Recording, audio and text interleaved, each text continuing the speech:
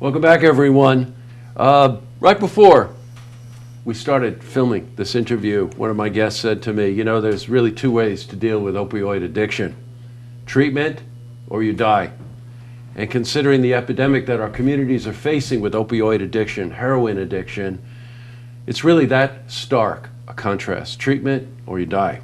There's a very interesting pilot program that's being launched right here in our community that I think is going to really be very effective. And joining me today are two people behind that program: Dave Saffer, who is the Executive Director of the Council for Prevention in Warren and Washington County, and Joseph San Antonio, who's the Challenge Program Supervisor. We'll explain what that means in a second. Again, for the Council Prevention, Warren and Washington County. Welcome, guys. Thanks for having us. To have you here. We have been focusing a lot here at Look Media on this topic. To guys my age, we're stunned by it. We can't understand it a lot of times. To the community, to parents, to loved ones, to people themselves who are becoming addicted and don't really understand what they're getting themselves into. It's reached an epidemic level, right, David? Most clearly, not only locally, but on a national level as well. 80% of the world's opioids are consumed in the United States. Wow, that should tell you something right there, right? Now, let's talk a bit about the program and then your roles in the program. When did this come up, this opioid diversion program? It's a program that we have been working on for the last year and a half. Okay. And recently got funding from Oasis in New York State to put it together, to try it out, to see if it works as an alternative to incarceration. Mm-hmm. Now, we had reported on this. It was last week, I think, that we were there, and we came up to your offices. Correct. The whole idea, diversion being the operative word there, right? Yes. That the thought is you're arrested, and you're either going to go to court, you're going to go to jail, you're going to be incarcerated, but this is an opportunity for you to get the wake-up call. Seek some treatment. Good. How's it work? It works in such a way that the participant who is arrested has a choice. They can either go to court in the traditional kind of way, or they can choose to enter a diversion program which will keep them out of court.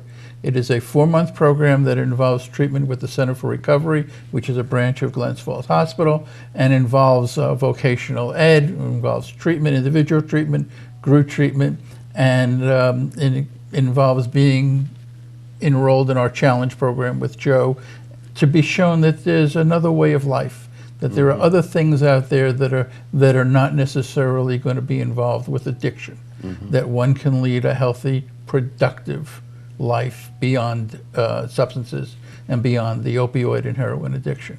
You know, and far from a free ride, you know, you can imagine you're going to face court, you're facing incarceration. There's a program here. You'll opt for the program. Well, it's not exactly a cakewalk, this program, right? Far from a cakewalk. Yeah, okay, Far from good. a cakewalk. And indeed, you know, one of the things we have found with the opioid crisis is we're not going to get out of this through incarceration and law enforcement. This is indeed a public health issue and needs to be treated as such. Yes. And getting people involved in some way that includes a significant other and possibly their family to help support them and help them through the recovery is all very much part of what we're trying to do.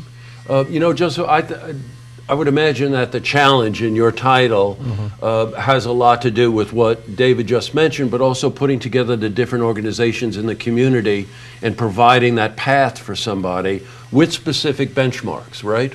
Yes, indeed.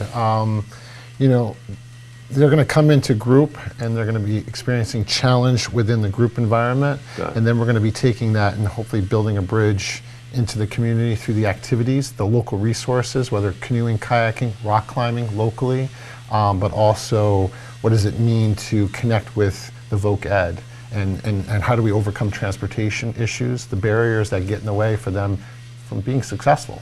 You know, so challenge at many levels. Not only the physical, but also the mental. And any particular reason it's set for 4 months? We just found that 4 months shows that there is a beginning, middle, and end. So you're not going in and not seeing progress where you're seeing an end. We found that 3 months is too short to really make an impact, and 6 may be too long. So we have, at this point, opted for 4 months. Got you. Now, I imagine there'll be follow-up as well after the 4 months, right, Joe? Yes, it doesn't mean their treatment's going to stop. Everyone's going to have a really individualized treatment plan, and we're hoping the work they're going to do with the therapist is going to help in that transition. What does long-term recovery look like for them? You know, the challenge component will be 4 months, and there'll be other aspects that will slowly weed off over time, but we want them to maintain their recovery.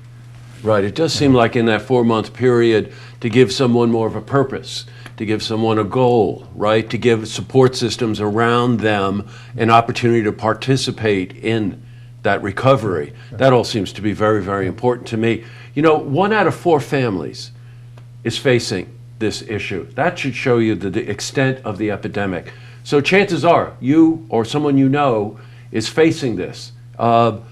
Really encourage you to contact the Council for Prevention. They're in Hudson Falls, right there. Correct. And enroll in this program. It kicks in, you said middle of May, right? May Correct. 15? May 15th is our start date. Right, and I'm sure that there'll be issues involving enrollment and things like that. So get ahead of the curve on something like this. Get into treatment or help someone else get into treatment. This is an alternative to probably the worst case scenario that doesn't really help anyone recover.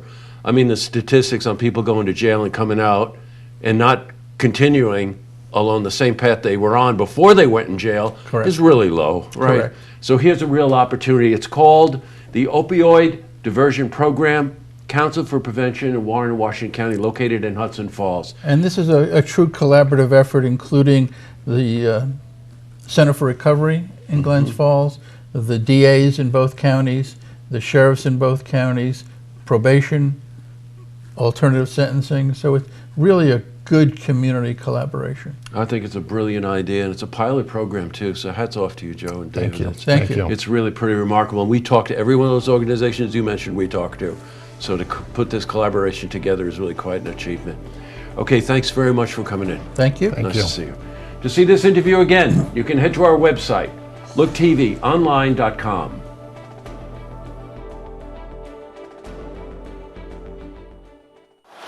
Look Outreach is underwritten by the generous support of Munter Enterprises. Family owned and operated since 1972, integrity is important, as our family name is on every project. Our word is our bond.